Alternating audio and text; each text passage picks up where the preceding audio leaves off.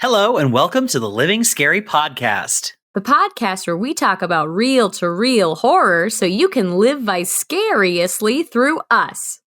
I'm a single father who is no longer a father, Logan, and I like to talk about horror movies. And I'm a single mother who is trying her best, McCall, and I like to talk about true crime and murder. Woo! Woo! It's no longer the holiday season. Well, it's no longer.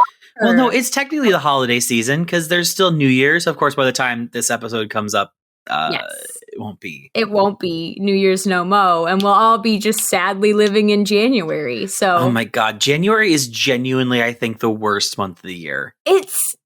February is pretty bad, and March is also a very close second. I would say January, February, March are like the worst months of the year, I think. The darkest days that could ever be a thing. Because it's literally after like the frivolity and loveliness of December, the strong family togetherness of November, and the spoopiness of November. Like the best, it's immediately after the three best months of the year. The bangers.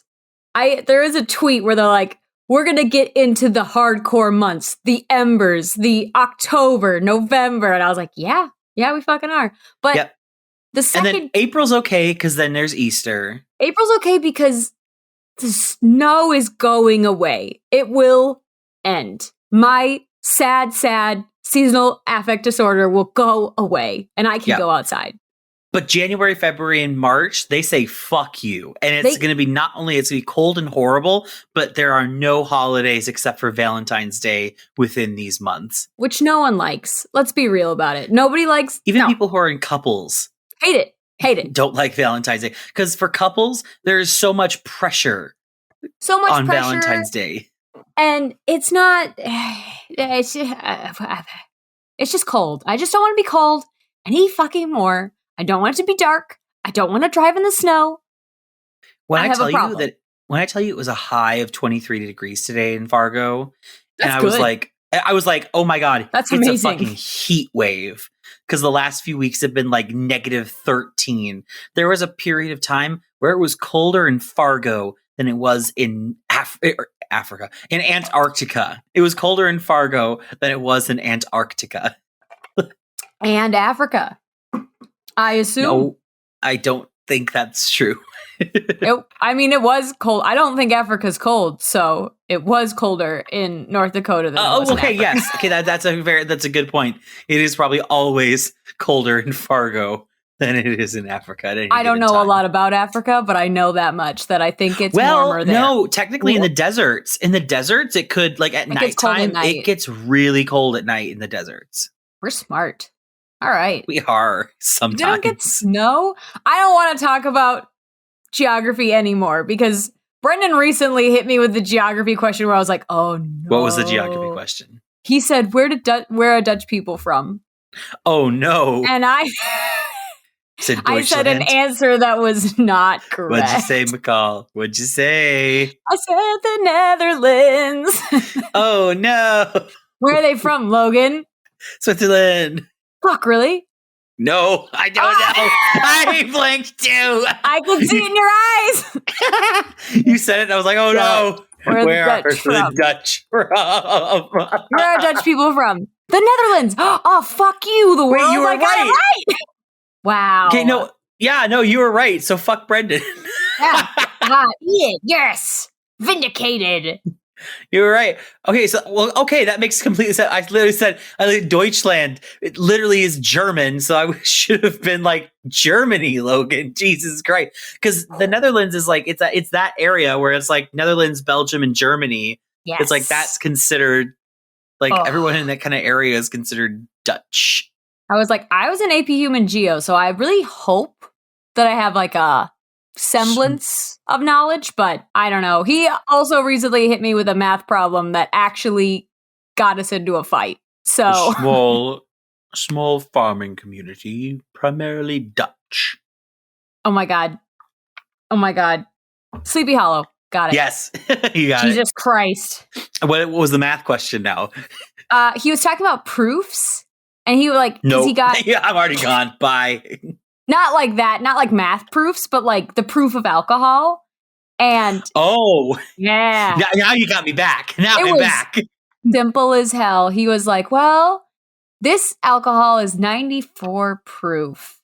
And he's like, and the proof is... And you drink it and you go blind. And you die. And he's like, and if you half it, it's the percentage or so. I don't remember. He basically asked me what was half of 94. And I said 4 because I was... Because he was trying to get me to like the percent alcohol. And I was thinking like, well, when you have like a Truly, it's like 5% alcohol. So I was like just taking the 9 and halving it. And he was like, no, McCall, what is half of 94? Like what is just divide it by 2. And I was like, I don't know what you're asking me. And I just don't want you to talk to me right now. And he was like, no, but I love you and I need you to answer my question. It's 46? Yes. Yeah. Yep. Hey, we're not great math people. We're not good. We're not good at it. You're close. You didn't say 4. 47. I'll tell you. 47. I'll tell you fucking that. Here's what I'll get. Here's what I'll do. Here's my embarrassing math thing that happens every time we go to dinner because I usually pay for dinners going out because I am not a good cook. Have a problem with Charlie's a good. Yep, Charlie cooks a lot of our dinners, but I am not. So I do the bills, and every time like it's like I'm like 40. I pay. I'll be like it's $45. And he's like, Logan, do you need help? And I'm like, no, I got it. No, get out of here. I could do this. Don't ruin this for me. I can do a tip because I figured it out. I like unlocked it in my head. And now that's like the only math I'm able to do. But if you ask me like what's 12 times 6, no, fuck you. I'm never going to get there. I don't know. I can do tips and I can do like percentage off and that kind of stuff, but I have to do it in a very particular way and I need a calculator for it. And I need you to get all the way off my back about it. Exactly. I need you to just not even talk to me when I don't even look me in the eyes right now. It's like I know what I'm doing. Miss me with it. Brendan's very into like he likes that like if you could take math and you can use it in your everyday life by using like problem solving skills, which is the thing that I didn't learn from math. I just learned how to pass the test and that's it. And I can erase that. Because that's the American school system. Yeah, I was like, I can erase that from my memory for the rest of time and I never have to worry about sine or cosine or tangent ever again. Oh yeah. Yeah. When we were done taking a test, that was the surefire sign that I never have to remember that thing ever again in my life. Yeah, it's dead. It's dead. It's like a dead language. Dead information. Dead information. I never have to read that book again in my life. I never have to do that math again in my life. Nope. I've just deleted it. But I know a whole lot. It's like that John Mulaney thing where he's like, does anyone know a lot about the Cosby Show? Well, I could be some of assistance. Exactly. I could tell you a whole lot about Bob's Burgers or Parks and Recreation, but I can recite so many songs by memory. But you try to ask me when the War of 1812 was, and I'm like, where was that? Okay, so now that we've talked about how smart we are. Yeah, now that we fully embarrassed ourselves. Yeah, that was rough. Maybe we shouldn't have called each other out so hard. What are you talking about? I am talking about the movie The Changeling. Whoa. This is a movie that I recently watched with Charlie's family. Charlie's family really likes this movie. And it's one that I wanted to talk about because when I watched it, like, first of all, I had not ever heard of it before, but I've never really heard of it like being talked about in like horror circles, or at least maybe in the circles that I've been looking at. You know, it's like I'm sure maybe in other circles it's a little more talked about, and I don't know what their opinions on it are. But I actually very much enjoyed it. I thought it was fun. It was made in 1980. It runs at about an hour 47. So just, about like 17 minutes longer than my preferred time, but still a fairly reasonable amount of time to watch a movie, unless it's The Lord of the Rings, in which case they can take all the time they want. No, they can't. They really can't. This movie was directed by Peter Medek. There are some writers that are there. It stars a bunch of people that I have never heard of before. Top billed cast are going to be George C. Scott, Trish Van Devere, Melvin Douglas, and then that's like the top billed cast. Then we have Jean Marsh, who's literally in the movie for I think a grand total of 5 minutes before she gets iced, literally on the roads. Oh, that's why. I was What? like, I'm pretty sure Angelina Jolie's in this movie. And that is because Angelina Jolie. Yes, there is. Okay. So were you thinking of a remake or something? There's a 2008 Changeling. Okay. Changeling 1980. Yes. So they did remake it. I'm just making sure that what I did research-wise makes sense. Anyway. Okay. Well, we'll see if it's the same movie then. Because if Angelina Jolie's in it, they might have changed a lot of stuff. Yeah. But those are like the top billed cast, of course, as usual. There are other people, including a gentleman named Eric Christmas, which I'm like, haha. But it was just that. Haha, Christmas was just recently. But yeah. So this movie starts out with John Russell. He's a composer living in New York City. They're going to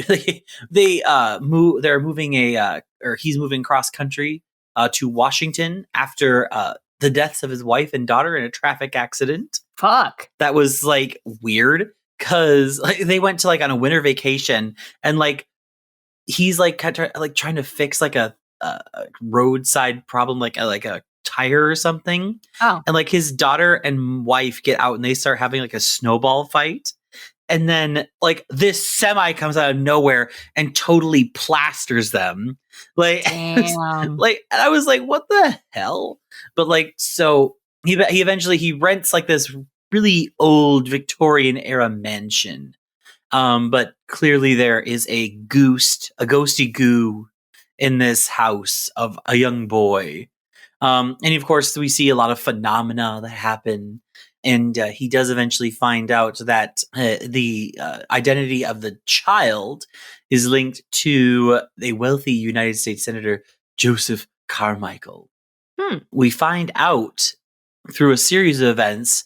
So there's a United States Senator, Joseph Carmichael, but we find out that the ghost in the house is also a Joseph Carmichael, the original Joseph Carmichael, who was a crippled, sickly boy, and his father killed him by drowning him in a bathtub. Oh, shit. And then adopting a child in like Europe and keeping him there for a while, but then saying like that he had sent his child overseas for schooling. And he so got that it better. Yeah, and the child was like 6 at the time or something. Whoa. So when the child came back after having been in Europe for a long time, he would have totally looked completely different because he would have been like early teens. Nobody would have been like, there's no way to tell. And the reason that it was found out that this was done was because so Joseph, the crippled child, was very sickly, and there was not a great prognosis for his lifespan. Oh. And it came to pass, like it was like one of those things where it's like if he died before his 21st birthday, the family fortune would get sent to charity rather than actually getting sent to the family itself per the will. So to control the fortune, Joseph's father killed him and then adopted killed him and then replaced him so he would get and therein is the changeling. Because for those of you who don't know, the fairy tale behind a changeling is like fairies would come in and they'd switch out like one baby for another baby, and usually that baby that they switched out for was like usually it was kind of like an evil kind of child. So it was like a way for people troll, or something like that.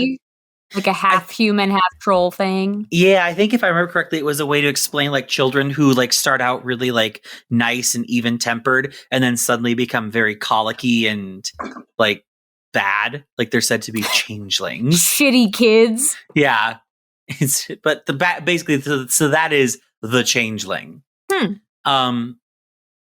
So basically, it was one of those things where it's like this child was returned several years later, was seemingly cured of the illness. And he has this weird accent. I know he must have just picked it up there. I don't know. He's Dutch now. So basically, the real Joseph haunts this house and is like, hey, can you like solve this murder now, please? Can you tell people that I'm dead? Through a series of events, he's able to find the well that the child was like disposed of in. Oh no. Wait, that's our drinking water. Gross. No, so the well was actually buried underneath a house on a development. The ring style. Yeah, the ring style. And so he had to get a search warrant. So in that event, he found this medal, like a medallion, that kind of proved that the bones that were found at the bottom of the well were in fact Joseph Carmichael's. Well, it's a senator. He has a lot of people in his pocket, including the sheriff of this town. And so the sheriff was like, yo, you got to give me that medallion like right now, babes. And he was like, nar. No, I will not do that. And he's like, also, because you don't have a search warrant, you need to leave my house now. And the sheriff was like, well, I'm going to go get you that search warrant. But that was not necessary because then this is one of those things where it's like, how much power do these spirits actually have? Because next thing he knows, like this vehicle mysteriously crashes and it kills the sheriff. Oh, and it's shit. Like, yeah. So like this spirit has apparently enough power that extends to being able to crash this guy's car. That feels... It's like in the Amityville Horror where it's like he's able to affect like this priest's car that like oh yeah. It's like I forgot. How much power does this spirit? It's like if the spirit has that much power, how has this not been figured out before? Anyway, eventually it leads to John having a confrontation with the senator. And the senator's like, no, it's not true. My father was a good man. And it's like, you're a liar. Liar! But the big thing about this whole movie, or like the big like symbol of this movie, is like this wheelchair that's like a really old timey looking wheelchair. Because the boy, and there's like, John has this realtor friend Claire who got him this house, and she's kind of like this friend of his who's been helping him, and she gets chased by this wheelchair at one point. It's kind of, I think it's kind of funny, I think if a wheelchair chased me, I would just stop running and like. Wait, like what are you gonna do? Especially a wheelchair for a 6-year-old. I'd be like, push it over. I don't know. Hold it up over the floor. What are you gonna do, little boy? Yeah. But basically, after he is escorted out of the senator's house, the senator has like both the medallions. Like he has the medallion that his father gave him, and the medallion that John gave him. And he's basically like, what's going on? And basically eventually has like this epiphany moment where he sees that John was right and that he's the changeling child. Oh, and he was kind of brainwashed. Yeah, I think a little bit. But then the senator suffers a fatal heart attack and dies again. Like, I don't know. It's like, so if OG Joseph knew that Joseph Carmichael, the senator, was the changeling this entire time, why didn't he totally ice this guy? If he had this power, did he have to wait until he got the medallion to be able to do it, or what? I don't know. Maybe because he like possesses the medallion. That's like how he could get to him. Or maybe this guy just had a really bad heart. Who knows? I don't know. But anyway, senator dies. And then the mansion burns the fuck down. And the only thing that survives the mansion burning down is the wheelchair, basically signifying that justice has been served. And Joseph lives and goes off to... Has it been served, or did we just kill an orphan child who was kind of brainwashed a little bit? I don't know, because clearly to have like the child had to be the same age. And like 6 years old, it's like, how much do you remember from when you were 6 years old? Not a lot.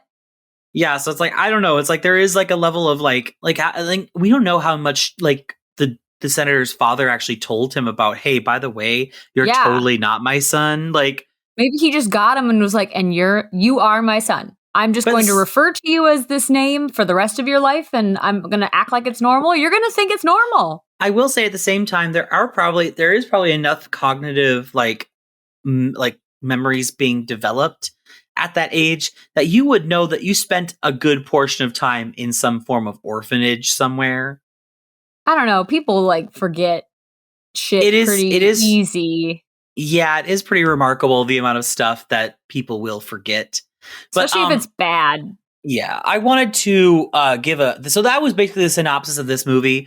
I wanted to give this one pretty quick and slick just because I think this is one that's worth watching. And it is, as far as I'm aware, at least as of last time we saw, it is free to watch on Shudder, on Amazon Prime. So if you have a Shudder subscription, I would recommend watching it. Wait, I'm confused on how Shudder works. I thought if you had Shudder, you could watch like any horror movie. Not any horror movie. Just a lot? Horror movies that are just more than if you just had a basic Prime subscription. Huh. All right. Cool. Because it's like a channel that they have on Amazon Prime. You know, because there are a couple I just got your Zencastr invite that you sent an hour ago, McCall. I just got it right now. Well, you're gonna get like 5 more, so God damn it. What is wrong with that? Like, I don't know. Zencastr works great when we actually get it up and running. Yeah. But holy shit, the amount of time it takes for you to send an invite is astonishing. Yeah. So I'm just going to send you the link from now on. Because that worked out great. That was fine. That was easy. But no, so this movie, I want you to watch it because a lot of this movie there's a lot of acting. There's a lot of really good acting. There's a lot of small stuff that gives more weight to a lot of what happens in this movie. Like there's a whole section where they find like this part of this house that's been boarded off because that was where the child's room was up in the attic. Oh my God, he was up in the attic? Yeah, this kid was up in the fucking attic. Like, this poor little boy got sicker because it was cold. And then like the father drowned him in like a cast iron bathtub that like was up in the kid's room. Because the kid was like up bathing, and like the father like held the kid's head under the water, and like that was like kind of the thing was at one point like the John who was living there would hear like boom boom boom boom boom boom like in like succession for like a couple minutes. And he was like, what could this mean? Like, what is this? What's going on? Well, it turns out that's the sound of the kid hitting the side of the tub as his father's drowning him. Damn, bitch. Yeah. So it's like, I think that there's a lot of really good things that go along with this movie, but it's things I can't describe super well because it's a lot of acting and visual storytelling. So I would recommend this movie. It's not exactly I'm sure at the time in 1980, it was a little more like, what? But there were several times where I was like, because there's definitely a supernatural element. Because there was part of me that was like, is something supernatural really happening or what's going on? And then like, turns out that there's actually a lot of like real world politic kind of stuff happening, that kind of thing. Cool. So I enjoyed it. I would recommend it. I just got another one. I just got another Zencastr. You're going to get a couple. Yeah. Well, I will tell you this straight away. I don't think that's the Angelina Jolie movie. I don't even think a little bit. I think the Angelina Jolie movie might just be my story, I think. Well, We'll find out. Yeah. Well, apparently there's going to be there's a Changeling series, like a TV series. What? That's like starting this year. No shit. Yeah. Cool. Well, we are breaking the story right now, folks. Before you go watch that TV series with Angelina Jolie in it. No, that one doesn't have Angelina Jolie in it. I know it doesn't. Angelina Jolie.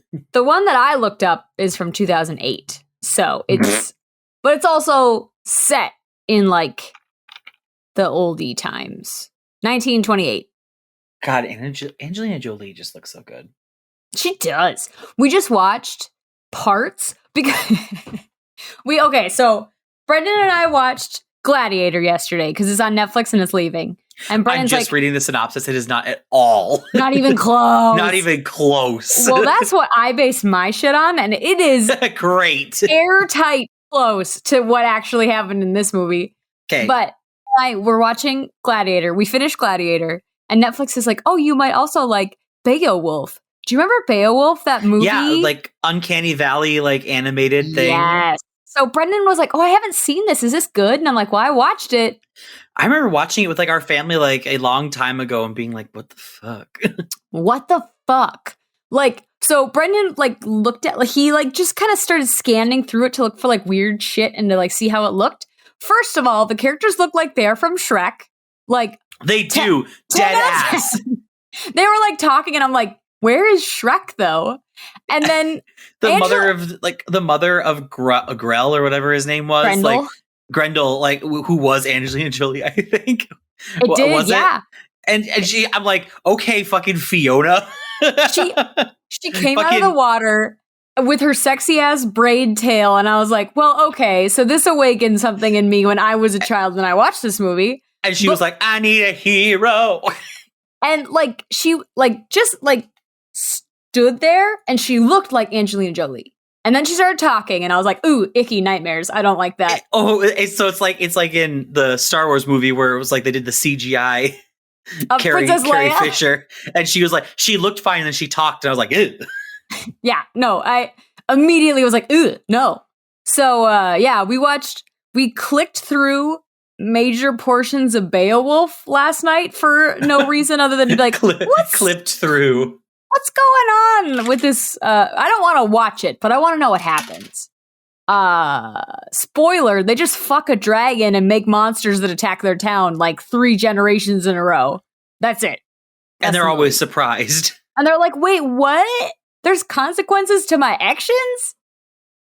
So, yeah. I was like, you could just read the book.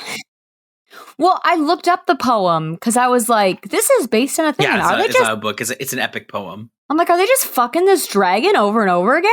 And I looked it up and like, I skimmed it. I'll be real. I wasn't really doing research. And I had to read that book in college and I just skimmed it. Did they fuck the dragon in the book? Poem? I don't remember because I reiterate, I just skimmed it. Well, the synopsis made it seem like they didn't fuck the dragon, demon, whatever she fucking is, Angelina Jolie.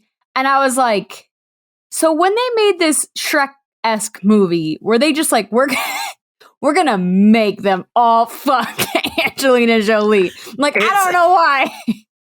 It's Beowulf, but it's like everyone is fucking everyone. But like Angelina Jolie comes on the screen. Like Anthony Hopkins in it. Yeah, he's in it. Crispin Glover. Yeah, he's Grendel. Yeah. That's why Brendan clicked on it, because he's like, oh, Crispin Glover's in this? And he clicked on it and then... What was his name? Crispin, because he's crispy like a chip. I hate it. I hate his name. I'm sorry, Crispin. Crispin Glover. Crispin. But I need a drink. Do you need to refill? No, I still have half a drink because I talked pretty like nonstop. All right, so well then we can take a quick pause. I'm gonna pause it. I will be right back. Okay. All right, I'm back. All right, and we're gonna have a brief English session. So I did look it up. No, Beowulf does not fuck Angelina Jolie. What? No. In the poem. In the actual poem, basically Beowulf comes as like, and the people are like, help us kill Grendel. And he's like, okay. And he rips Grendel's arm off of his body and Grendel goes away and dies. And then Beowulf's like, all right, gotta kill the mother. It's like, Moon's haunted. And he goes and he kills Grendel's mother. And then he becomes the king of these people. And then 50 years after the battle with the mother, he fights a dragon. He kills the dragon and then dies. And the poem ends with Beowulf being burned at in a funeral pyre. Oh, and that is the end of the movie. End of the poem. Well, when they made that movie, they were horny for Angelina Jolie because everybody wanted to fuck her. Everyone wanted to fuck her. What? Well, okay. I'm really happy to know that that's not the poem because I would be talking to some smart person who read Beowulf and I'd bring up like, isn't it crazy that they all wanted to fuck her? And he'd be like, what are you talking about? That's not in the poem. So. Well, now you know. It's cleared up. Thank you. So I'm going to be talking about a true story that's based on The Changeling. And if you watch the 2008 version, this is going to be on point, okay? I guess I should have told you that it was 1980s. I didn't realize there was multiple. I did not, because we were talking about this at Christmas. Yes. And you were like, I'm going to do The Changeling. And I'm like, oh, good, because there's a true crime case that's like based on it. And you looked at me like, what are you talking about? And I'm like, yeah, what are you talking about? I was like, really? Based on a haunting? And neither of us clarified. We just looked at each other like, all right, keep your secret. I was like, I'm very interested to hear what this is. All right, well, get ready. Because I was like kind of nervous. I was doing all this research. And I was thinking, oh, Logan's going to tell his story, and then my story is probably just going to be the same thing rehashed. Well, it's not. And it is not. So buckle up, bitches. So I got my information from Mamma Mia, an article, which is a site, I guess. And the article's by Belinda Jepson, which sounds like a reporter I've heard of before. And then an article from Creepy Catalog by Trisha Bartle and Wikipedia, obviously. So, March 10th, 1928, Christine Collins gives her 9-year-old son, Walter, money to go to the movies, which 9 seems young to me. Yeah, to just send off to the movies. But this is 1928, and... like, okay, that makes a little more sense. Yeah, like they had movies in 1928. They had like shitty movies, like talkies, not talkies, not quieties. Quieties, yeah. They had like Charlie Chaplin, who's like running around being funny. I assume. I don't know. So, but she gives him like whatever, a nickel, and is like, "Get out of my hair, kid," and he never comes back. So the police are called. They live in California, and the police start searching for the kid, and they can't find him. And they're searching, they're doing all the stuff that they're hopefully supposed to do, and 5 months go by. There are a couple sightings of seeing him. Like it's kind of getting crazy. Like it kind of reminds me of that John Bonet thing where they're like, oh, this could have happened. She could have been abducted by aliens. This one's like, oh, I saw him in Iowa and he was wrapped in newspaper and weird shit. Like, people are just saying stuff. I'm saying, why do people do that? It doesn't help anybody. They fucking suck. So the police are like, uh-oh. And shit. I don't think he was in Iowa wrapped in newspaper, I'll tell you that. But they think initially that it's connected to his father because Walter Collins Sr. is currently in jail for 8 armed robberies, which is like, fuck, all right. That was back in the time where like people were robbing banks like nobody's biz. He was like Golden Joe with the Suggins gang. So yeah, he was Golden Joe. And the police are like, maybe someone was mad at him and they kidnapped his son. But, like, there was no ransom or anything, so... And he is in jail, so he didn't do it. Christine is a single mother who is trying her best, and it is the 1920s, so it sucks for women who are without a husband, is I assume. Sucks for women. It just sucks. Done. It just is bad. The community's outraged because people want the kid to be found. The LAPD is getting desperate at this point.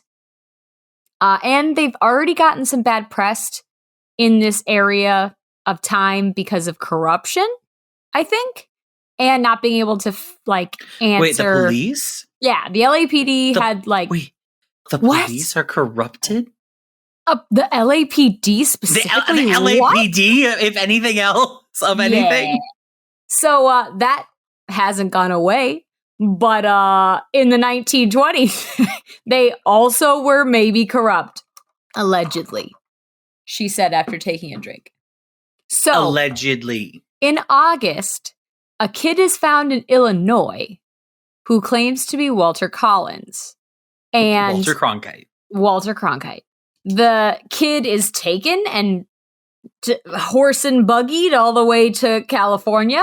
And they give him some letters that Christine sent to Walter so he can look at his mom's shit. I don't know. And he reunites with Christine. The LAPD organizes a big public reunion because they want that good press. They want that good stuff. They want the press to be like, oh, mother reunited with son, all thanks to the LAPD for, I don't know, honestly, the kid is found in Illinois. Christine herself has to pay for him to come home. So I don't really know. How's that gonna work? Yeah, the police didn't they looked into it, but they didn't find him. Someone just called them and was like, we got a kid. The doctor's gone. The doctor's gone. They want the good press. So they have the public reunion. The kid, I picture it in my head. There's a band going burr, burr, burr, burr, burr, 1920s music. And Walter walks down a little red carpet do, do, do, do, do. And Christine looks at him and she's like, that's not my son. And the trumpeter probably goes I feel like a mom would have known. Is that the first time she saw him? Yeah. They do the reunite. Yeah, they do the reuniting thing and she sees him and she's like, that's not my kid. He looks like her kid, but he's not her kid. He's similar, but not enough. The police want the story to end, especially on a happy note. And they're like, no, that's Walter, all right. And they're like, he looks a little different because he was abused for a while. So he's emaciated and his face is drawn a little bit. He looks really sad. He's got a demon in his eyes. And you're like, oh, he's really sad inside. And they're also yeah, and his mind's, he's probably a little different because his mind's affected from the trauma of everything. And the investigator in the case, J.J. Jones, reportedly... J.J. Bittenbinder. Yeah. And this is all going back to John Mulaney. I don't know. It really, truly is. But J.J. Jones basically reportedly tells Christine, try the boy out for a couple of weeks. Whoa, what the fuck? In quote, he's like, no, that's probably him. Just fucking do it. And I'm picturing a 1920s woman who is trying to raise a kid on her own. She's like, I don't know. So she brings this kid home. It's not hers. She's very certain it's not hers. And she tries him out for a couple weeks. She tries it. He's not a car. No. And she fucking comes back 3 weeks later with dental records proving that that's not her fucking kid. And then a group of... I am just not to be a bitch, a stupid bitch, but I didn't think they had dental records that. I thought that was way later in life. I mean, that's molds and shit. I mean, a dentist could... I don't know. I don't know when they figured out that everyone's teeth are different, but it was apparently before 1928. So I don't know. She is armed. She goes into the police and she's like, guess what? This isn't my kid. Guess what, shitbag? God damn it. And she's got friends and acquaintances who back her up yeah, nah. I'm certain there's one man in there who's I'm a white man and that's not her child. So, why? You know how I think people in the 20s, and they 30s do their thing with their fists where they kind of Like, you know how people fall like like a pugilist. Yeah, it's like weird. Like, you don't throw punches that way, but yeah, nobody does. So the police are like, are you? No, that's your kid. And J.J. Jones allegedly, reportedly said, "Are you trying to shirk your duties as a mother and have the state provide for your son? You are the most cruel-hearted woman I've ever known." Like, he said that to her face. Like, you're just trying to pawn your kid off. And I would hold the teeth up and be like, it's not my fucking kid. These are his baby teeth. I saved them. Like our mother. Every mother has a little tin of teeth that they just rattle around every once in a while. I'm going to get mine made into like a necklace. I'm going to wear it. Your teeth or your child's teeth? Yes. All of the above. I want one in silver and one in gold. So she's like, fuck you, that's not my kid. And they have her committed. Suck my ass, it's not my kid. They throw her in the LA County General Hospital in the psychiatric ward, and they keep her there because they're like, that's your kid, bitch. Take him. And she's just sitting in a psych ward like, I didn't do anything wrong. That's not my kid. I don't get it. And the boy, who is not Walter, finally confesses. He does a little handwritten note that's like, I'm not Walter. My name is Billy Fields. I just wanted to come to LA to be in the movies. And the police are like, ah. So they look into him, however they can look into things in the 1920s. And his name is not Billy. It's Arthur Hutchins, Jr. He is a 12-year-old runaway and a juvenile criminal from Iowa. So, first of all, he's 12. The kid that went missing was 9 at the time. So he's like way older than Walter would have been. So he obviously would look very different.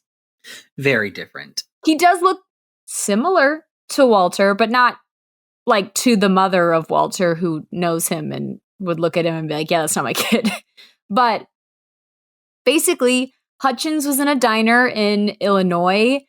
He'd already been on the road running away from his stepmom, who he was living with. It like wasn't a good home situation. He wasn't happy. And someone is like, oh, are you that missing kid from California? And he's like, no, shut the fuck up. I could go to California. Basically, he just wanted out of his current life and wanted to go to California anyway to try to be a star. So he's like, yeah, I'm Walter. Fuck yeah. And the police, when they're taking him from Illinois to California, give him all those letters from Christine. And so he's like memorizing shit that Christine is saying about what Walter's like. So he's trying to like learn how to act like Walter. So he confesses.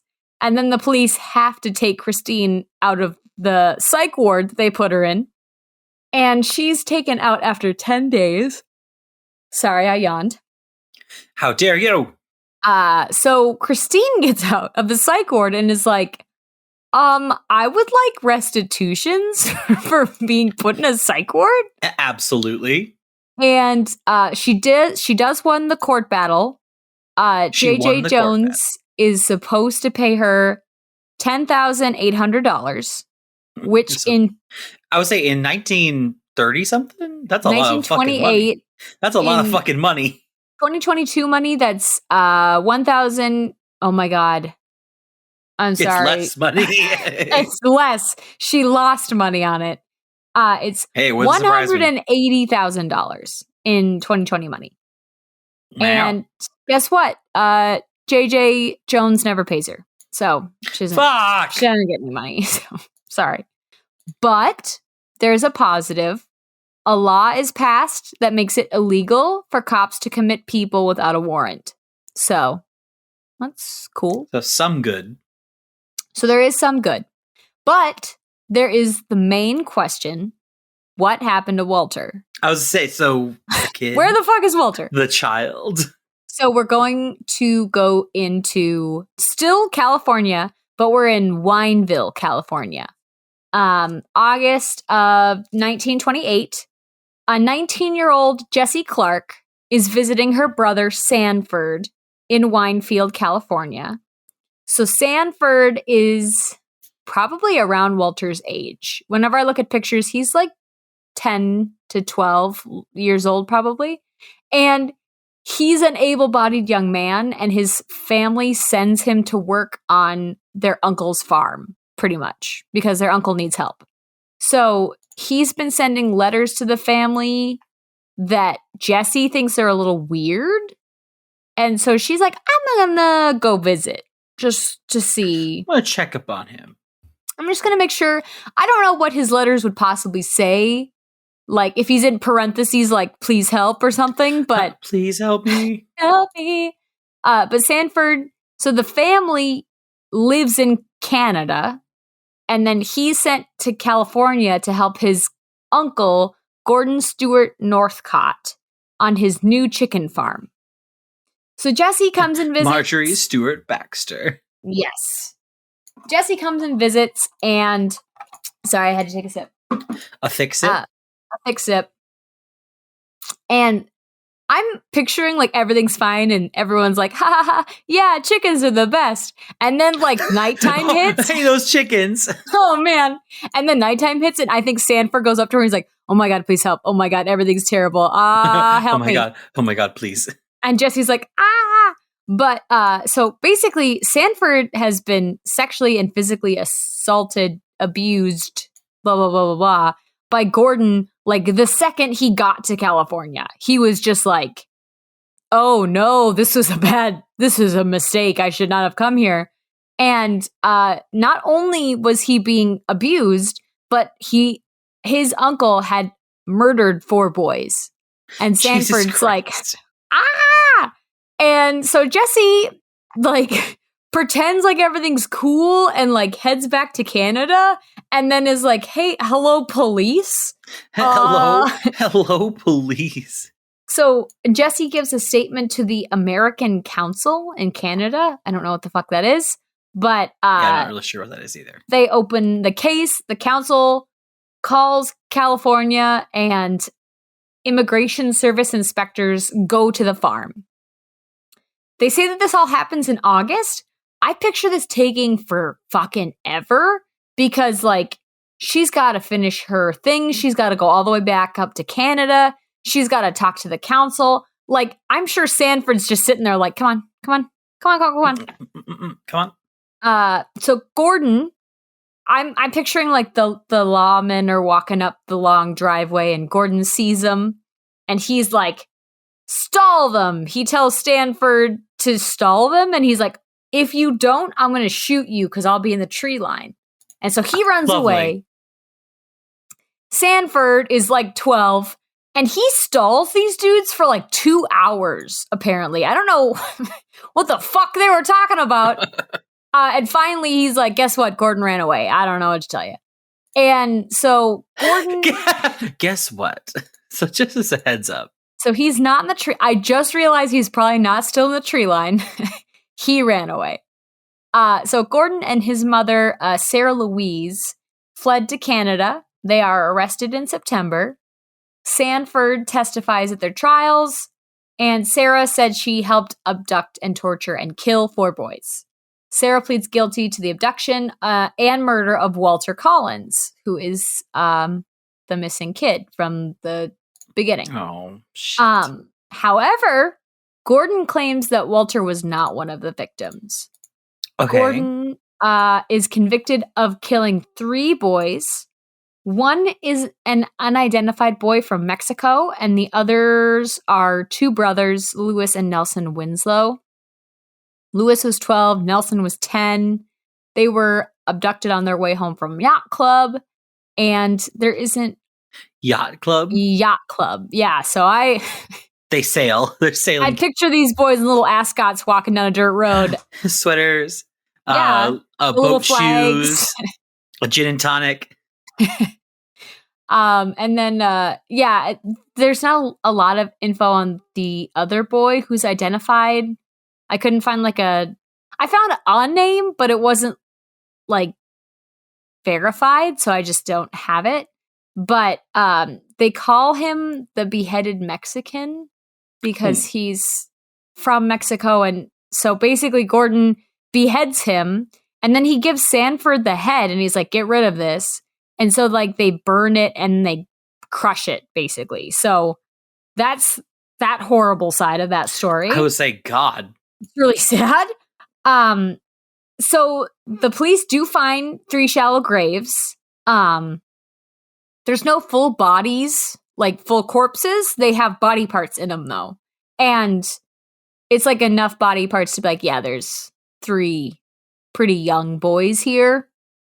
There's no DNA testing or anything, but they're like, yeah, I think he killed some boys. They're like, oh, shit. Yeah, it looks like he killed some boys. Pretty certain.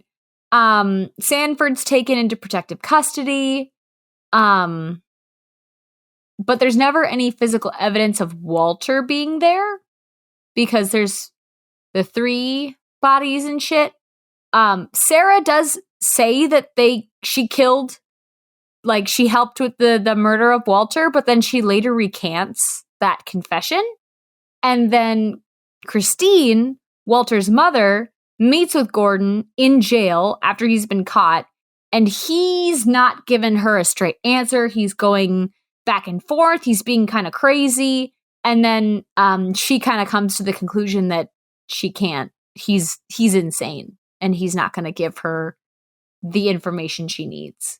So the town of Wineville changes its name to Miraloma in 1930 because everybody knows this murder spree as the Wineville chicken coop murders. So Wineville is like synonymous with the chicken coop murder, so they changed their name. And then Christine actually never gives up looking for her son because she couldn't really make sure that he actually died in the... Well, yeah, because she couldn't confirm it. Yeah.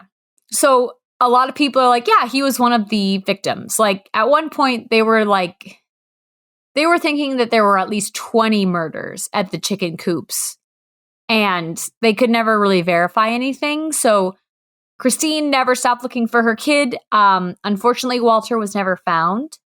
But that is the story of the true story that's based on the Changeling, the 2008 version. Ta-da. Thank you. Yes. And do we know when the 2008 was the 2008 version based in 1928? I think so. I saw pictures of it. No. I saw pictures of it, and it's like old timey and shit. They do have a way of doing that. They're all in old clothes and period piece. I did see a picture of Angelina Jolie in a bright red lip, and I'm like, oldie times. Yes. Okay, I'm looking at it. It says, it was produced and scored by Clint Eastwood? What? He does a lot of shit. The story was based on real-life events, specifically the 1928 Wineville chicken coop murders in Miraloma, California. So, I am on the money if you were talking about that movie. But, yeah. Which I wasn't. But. You were not. But a child was changelinged. So, it counts. It does make sense. No, it definitely works. It still goes into our prompt of having some kind of link between the stories. Absolutely. Yes. Do you have a sibling story? I do. I have the second story from Christine. Woo! Yeah! One of our dear viewers and listeners. And don't forget, listeners, you can have your sibling story read on our podcast if you email us at thelivingscarypodcast@gmail.com. Yes. So this is Christine's story. We read her first story last episode, which will have aired by the time this one airs. Yes.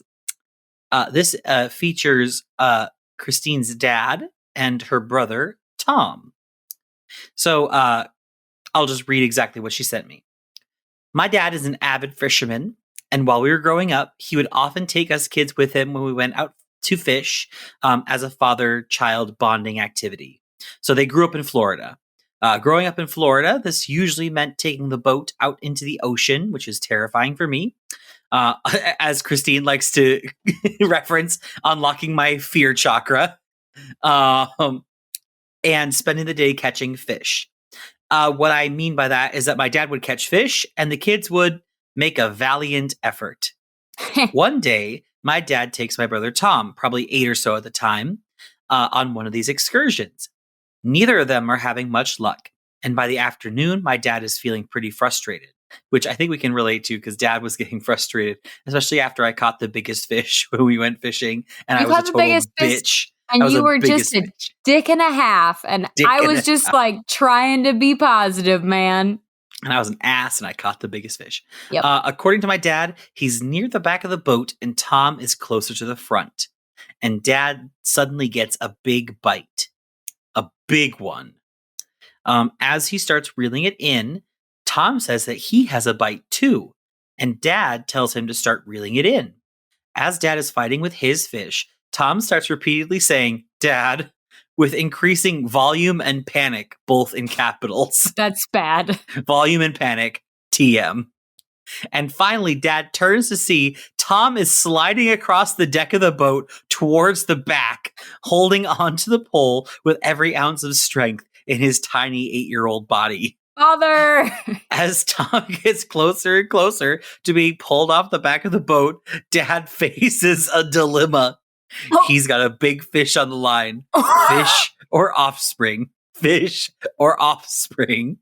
Holy Before shit. he makes a decision, Tom makes it for him by letting go of dad's nice, expensive pole right before it drags him off the end of the boat and into the ocean. No. Dad inwardly screams and which I'm like, inwardly? He doesn't outwardly scream that his child just went off the boat, but no, just the pole. Just the pole, yeah. Just the pole. That was very expensive.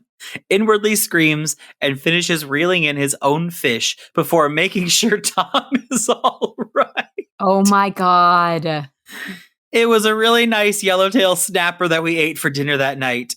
And then a few weeks later, I think is what, or maybe a few days, if I remember correctly what Christine told me, they found the pole floating in the seaweed patch. Oh, a month later, they found the fucking fishing pole. Holy shit. That's a good one. Yeah, that's the end. But yeah, I remember Christine was telling us this story when they came up for the drag show. And she was like, yeah, dad was like having an internal dilemma of like, what do I do here? This catch is going to be really good though. Which is like, that is feels it worth good the child? I'll say that feels good for Tom. Like, great, my dad was having a debate whether to save me or the fucking fish. Thanks, dad. Don't most boats, if you're gonna fish, have like those like fisher pole cozies? Only if you have like a specific boat that you spent money on to like have for fishing. From what I understand, Christine's family was quite well off, so maybe they didn't. I'm just saying, maybe invest in a little cozy for your 8-year-old, since that's terrifying. It is funny the way that like our friend group, yeah, for those of you who grew up with money, and they'll like look at Christine and they'll like look at us. And I'm like, the only reason I'll say the only reason we have the things we do is because dad is exceptionally good with money. Dad's good. Mom's bad. Sorry, mom. But I think dad is good at managing his wife. Managing his wife. Managing his wife's, managing his wife's spending habits is what I was going to say. Thank you. She has great, awesome spending habits. Coming off of Christmas. Oh yeah, we had a lovely Christmas. I can vouch. I feel so bad. Like I just messaged the group, but like the pants that mom made us. I washed them and immediately it was gone. Like all the letters were lifting. They were pretty much gone. And I was like, no. For those of you who don't know, which is anyone who's not our immediate family member, our mom, she gets a wild hair up her ass. She just like, and she does things. She has to do things, but like, and we love her for it. We love her for it. So there's 4 of us in our immediate family, meaning mom, dad, brother, sister, and then there's. I would include grandma. And grandma. So there's also a grandma, and then there's 2 additional partners, Charlie and my husband Brendan, and that's 7. And so our mom's like, you know what also has 7? The 7 deadly sins. Isn't that fun? So we all got to assign each other 7 deadly sins. I knew immediately what was mine. So. I mean, yeah, you assigned it yourself. You gave it to yourself. I was like, this is it. I was like, this is mine. I will take nothing else. So we all have our own sin that we are attached to, which is awesome. And then for Christmas, we all got sweatpants. By the way, our grandmother is lust. Which is, I think, ironically. I hope ironically. It was ironic. I'm just gonna, yeah. But we all got sweatpants for Christmas with our sin on the butt. That was our Christmas. Like a velour jumpsuit. Like that says, like the Be Juicy or something on it. Be Juicy. Well, Beetlejuicy. Oh, that's a good one. That would be good. Beetlejuicy. Beetlejuicy. So yeah, but then apparently everyone washed their sweatpants and the letters came off. So I felt because I washed all the clothes I got for Christmas. Like I just washed them today, and I took them out, and I was like, no, like Darth Vader. I washed my sweatpants, and they are fine. So mine aren't sweatpants. First of all, yeah, you have mine are like mine are like jammy pants with cute bears all over them. They are cute. And so it's like maybe your material took to the lettering a little better. Maybe. All I know is sloth is still going. Yeah. Woo! Be envious is gone. But I watched the shirt, and the shirt with the snake that I have on there actually maintained really nicely. It is really cool. Our mother really likes Christmas. She does. She really likes Christmas, and I love that she loves Christmas.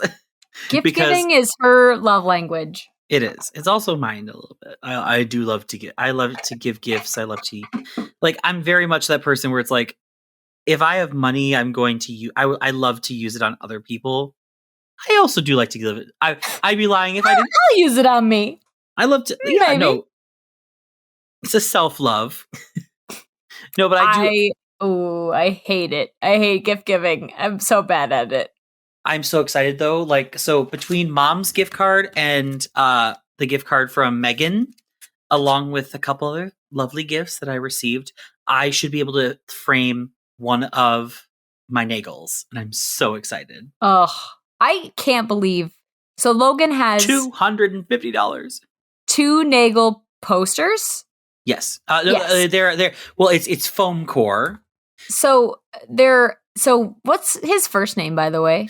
I believe it's Patrick. Patrick Nagel is an artist. Yes, Patrick Nagel.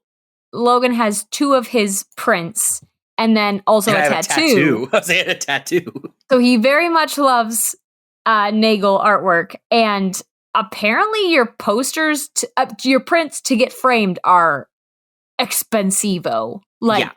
So Nagel, some of you might actually recognize a lot of the art from Nagel's because they're really popular in like the 80s and 90s, and they were especially popular in hair salons and like nail salons because they featured like beautiful women with like really crazy big hairs and nails and jewelry and accessories, and it's like and he has a very distinctive style. And yes. If you Google him, I'm sure you've seen stuff of his before.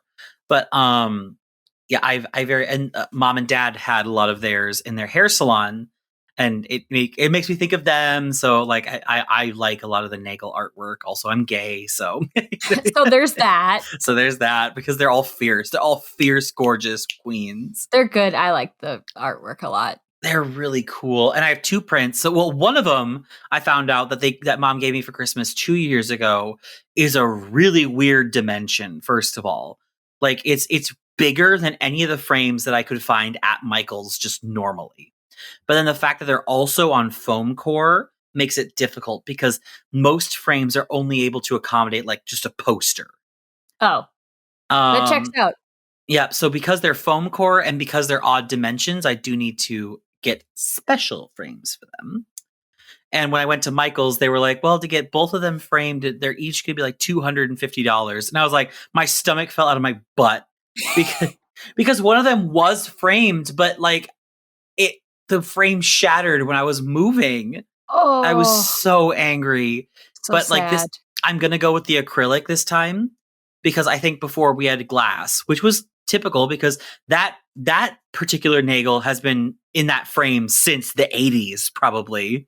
And they didn't have acrylic like frames back then, I don't think. But in addition to being hardier, it also like it has a glare reducing, so it's like you can set it anywhere in your house, and it doesn't, and the sunlight doesn't really affect it as much. That's neat. So yeah, I will go with the glare reducing.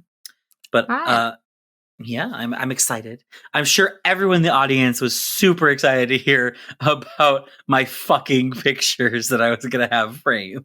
When I listen to podcasts, I'm just like, I like familiar voices. I like just hearing people have a conversation.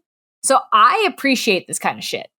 But most people stop listening at this point, in which case, that's totally fine. You can. Yeah. But if you are still here and paying attention, you can follow us on Instagram, iTunes, Spotify, Twitter, I can't Tumblr. remember we were talking about it in one of the episodes. I did find my picture that I drew of Zach Bagans. We'll probably be uploading it to our platforms. That's going up tomorrow, I think.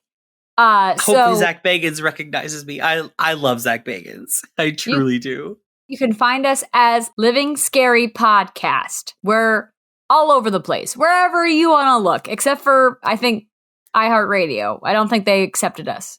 iHeartRadio? I tried, okay? I fucking tried, and they said no. And I was like, that's fair. So, honestly, but we have a huge backlog of things. Like we have content for days. We almost have 90 episodes, each about an hour. So if you love to listen to podcasts, just turn us on. We're fun. Laugh, and live vicariously. And maybe start at episode 50 or whatever. I don't know. We're not live vicariously anymore. We're basic. That's our tagline. Live, laugh, and live vicariously. Yes. But anyway, yeah. Please follow us. Please like us. Please subscribe. Or comment. Or whatever you want to do. Logan, you got an ending? A closer? Thank you for listening. Thank me for speaking. I love ya. Boo!